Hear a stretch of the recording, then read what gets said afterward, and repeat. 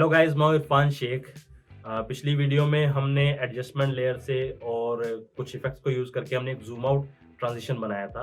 इस वीडियो में हम सेम एडजस्टमेंट लेयर्स को यूज़ करके और ट्रांजिशंस बनाएंगे। तो उसके लिए देखते हैं हमारे पास क्या है। उसके लिए मैं इसको, जैसे मैंने पहले बताया, कोई भी लेयर हमें कॉपी करनी है तो मैं सीधा ऑल्ट दबा के ड्रैग करूँगा और इसको आगे ले आऊँगा। अगर आपको ये ट्रांजिशन बार बार यूज़ करना है तो आप ऐसे यूज़ कर सकते हैं, नहीं तो सब सीक्वेंस भी बना सकते हैं। सब सीक्वेंस क्या होती है मैं आपको अभी थोड़ी देर में आगे बताता हूँ। अब जैसे ये इफेक्ट है तो हमारे पास ये एडजस्टमेंट लेयर 5 फ्रेम्स की है, तो मैं इसको 10 फ्रेम की कर देता हूँ और इस की फ्रेम को डिलीट कर देता हूँ और इसको जो है 300 कर देता हूँ। अब एक और ट्रांजिशन बनाने की ट्राई करते हैं। इसको अगर मैं रोटेट कर देता हूँ, जैसे मैं इसके शुरू वाले फ्रेम पे गया एडजस्टमेंट लेयर के, और ऊपर वाली लेयर जहाँ पे ट्रांसफॉर्म है यहाँ पर मैंने रोटेशन लिया, 10 फ्रेम आगे गया और यहाँ पर मैंने इसको 360 डिग्री कर दिया, यानी कि पूरा एक रोटेशन हो गया। तो अब देखते हैं कि ये 10 फ्रेम में क्या हो रहा है। ये एक ऐसा ट्रांजिशन हो गया। अब ये कुछ ज़्यादा ही ब्लरी लग रहा है तो हम यहाँ पर शटर एंगल थोड़ा सा कम कर देते हैं। गाइस, अगर आपने चैनल को सब्सक्राइब नहीं किया तो उसे प्लीज़ सब्सक्राइब कर दीजिए और बेल आइकन भी दबा दीजिए। इस वीडियो को लाइक कीजिए और अपने किसी भी डाउट को आप कमेंट सेक्शन में लिख के बता सकते हैं। तो चलिए वीडियो को कंटिन्यू करते हैं। यहाँ पर 60 पर थोड़ा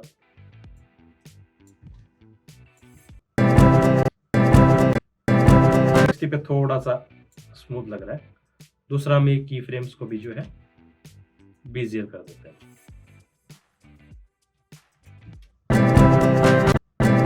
तो हमने देखो 2 तरह के ट्रांजिशन बना लिए।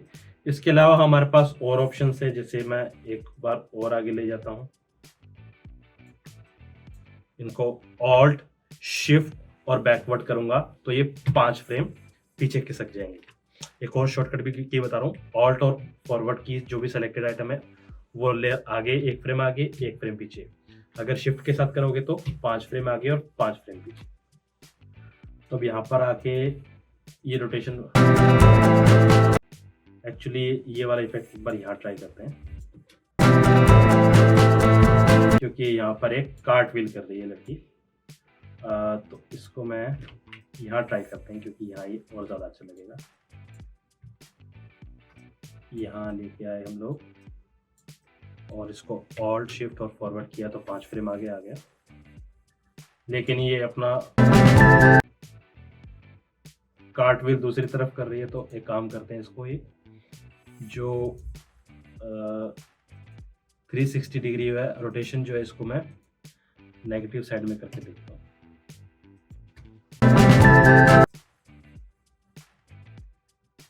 लेकिन इस समरसॉल्ट किया नहीं था, तो हम यहाँ पर स्लिप टूल का यूज करते हैं। यहाँ पर ये करने लग गई है, थोड़ा सा और पीछे ले लेते हैं। हाँ, यहाँ ये देख,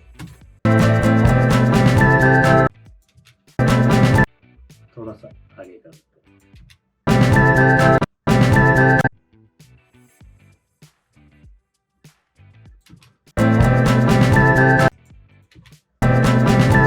तो ये फुटेज का थोड़ा कॉम्बिनेशन में प्रॉब्लम है, लेकिन ये यहाँ से एक इसने समरसॉल्ट किया तो एक रोटेशन आया, उसके साथ हमने रोटेशन का ट्रांजिशन लगा लिया। अब मान लीजिए कि मुझे ये ट्रांजिशंस बार बार यूज करनी है, तो उसका एक तरीका तो एक ऑल्ट दबा के ड्रैग करूं। उसके अलावा दूसरा एक तरीका है कि मैं इसकी एक सब सीक्वेंस बना दूं। सब सीक्वेंस क्या होती है और कैसे बनती है वो देखिए। मैंने इन दोनों को सेलेक्ट किया, राइट क्लिक किया और यहाँ पर मेरे पास ऑप्शन है मेक सब सीक्वेंस। अब जैसे ही मैंने इस पे क्लिक किया तो यहाँ देखिए एक फाइल बन गई। ये एक एक्चुअल में एक सीक्वेंस है, ये आइकन सीक्वेंस का है, तो ये भी एक सीक्वेंस बनेगी। अब सीक्वेंस को अगर मैं डबल क्लिक करके खोलूंगा तो ये यहाँ पर मेरे पास ये 2 एडजस्टमेंट लेयर है इसके अंदर। अब मुझे अगर ये वापस यूज करनी है तो मैं इसको डायरेक्टली उठा के इसमें डालूंगा।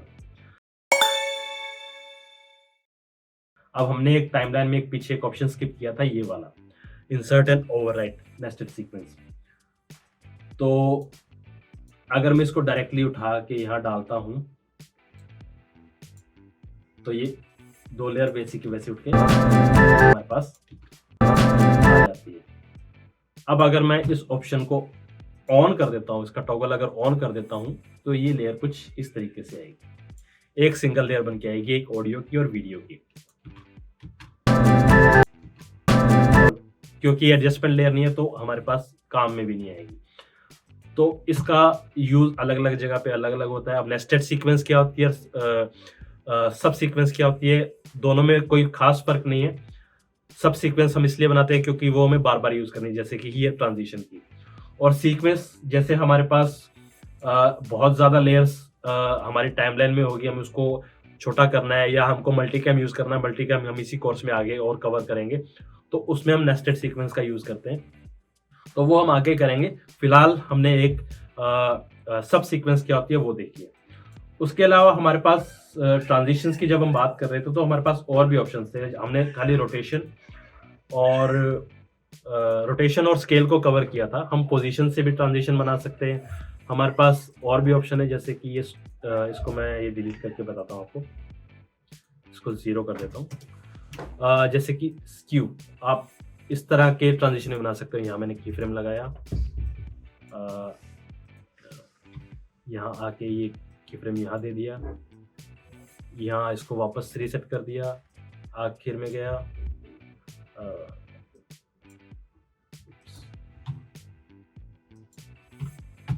यहाँ आया, इसको सेलेक्ट किया और इसको वापस रीसेट कर दिया। तो ये एक इस तरीके का ट्रांजिशन बन गया। तो इस तरीके से आप कई सारे ट्रांजिशन बना सकते हो। इसमें हमारे पास स्क्यू एक्सिस भी है, ओपेसिटी भी है। ओपेसिटी मान लो कि एक डिप टू ब्लैक जो था उसका प्रीसेट था, तो मैं इसको एक और एडजस्टमेंट लेयर लेके आता हूँ। यहाँ पर आगे इसमें जाता हूँ, 10 फ्रेम बैकवर्ड और shift forward 10 frame, forward 20 frame, और यहाँ आ गया मैं। अब यहाँ पर मैं इसमें वापस से एक ट्रांसफॉर्म इफेक्ट डालता हूँ और यहाँ मैं ओपेसिटी का यूज़ करके एक और ट्रांजिशन बनाता हूँ। यहाँ 100% ट्रांजिशन, ये 100% ओपेसिटी, 100% ओपेसिटी, फॉरवर्ड सेंटर में, यहाँ 0। एक डिप टू ब्लैक ट्रांजिशन बन गया। अब डिप टू ब्लैक जैसे कि मैंने यहाँ दिखाया था, पहले से एक ट्रांजिशन प्रीसेट था, डिप टू ब्लैक, सॉरी मैं यहाँ वीडियो ट्रांजिशन, डिसॉल्व और डिप टू ब्लैक। तो ये हमने एडजस्टमेंट लेयर से बनाया है। अगर मैं इसको डायरेक्टली यहाँ लगा देता हूँ तो डिप टू ब्लैक एक प्रीसेट भी हमारे पास। तो ये तो इसका प्रीसेट इसको बनाने की जरूरत है, लेकिन एडजस्टमेंट लेयर लगा के हम यूज करना चाहें तो कर सकते हैं। अब एडजस्टमेंट लेयर से हम डिप टू ब्लैक क्यों बनाएंगे, मान लीजिए यहाँ तो हमारे पास एक ही लेयर है, लेकिन अगर मल्टीपल लेयर्स होती, एक लेयर के अलावा दूसरी लेयर पे और फुटेज है, तीसरे पे और फुटेज, चौथी पे और फुटेज है, तो डिप टू ब्लैक तो क्या 2 फुटेज के बीच में लगता है, जैसे कि यहाँ लग गया इस एजेस के बीच में। लेकिन हर एक के बीच में लगाओ या फिर एक एडजस्टमेंट लेयर लगा दो, उसके बीच में डिप टू ब्लैक लगा दो, तो वो हो जाएगा। जैसे एक तो मैंने इसमें ओपेसिटी से बनाया है, अगर मैं ये ट्रांसफॉर्म इफेक्ट नहीं भी लगाता हूँ तो मैं इस एडजस्टमेंट लेयर को कॉपी कर लेता हूँ और यहाँ पर दोनों के बीच में अगर डिप टू ब्लैक लगा देता हूँ तो भी नीचे वाली लेयर्स के ऊपर लग जाएगा। तो गाइस इस वीडियो में हमने काफी कुछ जो है कवर किया है, जैसे कि मैंने आपको सारे टूल्स बताए। एग्जाम्पल तो जैसे जैसे हम आगे बढ़ेंगे तो उसको एज ए एग्जाम्पल हम लोग देखेंगे कि कैसे कैसे हमको यूज करेंगे। उसके बाद हमने इफेक्ट्स कवर किए हैं, जैसे कि हमने ट्रांसफॉर्म जो है पिछली वीडियो में भी कवर कर लिया था, और इस वीडियो में हमने और ट्रांजिशन बनाए जिसमें हमने मिरर को यूज़ किया, हमने रेप्लिकेट को यूज़ किया, उसके बाद हमने ट्रैकमेट को यूज़ किया एक ट्रांजिशन बनाने के लिए और एक इफेक्ट बनाने के लिए, जैसे कि आप स्क्रीन पे देख सकते हैं। हमने कितने सारे जो भी बहुत सारे ट्रांजिशंस के जो प्रीसेट्स जो एग्जिस्टिंग प्रीमियर प्रो में पहले देता है, पहले से दे रखे हैं, वो भी हमने कवर किए। और उसके अलावा हम आगे बढ़ने से पहले मैं आपको रिक्वेस्ट करूंगा कि जो हमने अभी तक कवर किया है उसको आप थोड़ा प्रैक्टिस करें, थोड़ा उसको आदत में लेके आए, क्योंकि हम जैसे-जैसे आगे बढ़ रहे हैं, हम और ज़्यादा डिग डिप कर रहे हैं इस प्रीमियर प्रो को, और एक साथ अगर हम करेंगे तो ज़्यादा हेवी हो जाएगा, बर्डन कुछ ज़्यादा हो जाएगा, तो थोड़ा-थोड़ा करके प्रैक्टिस करके साथ-साथ चलेंगे तो अच्छा रहेगा। तो अगले वीडियो में हम और ज़्यादा डिग डिप करेंगे, एंड तब तक के लिए thank you and see you next time.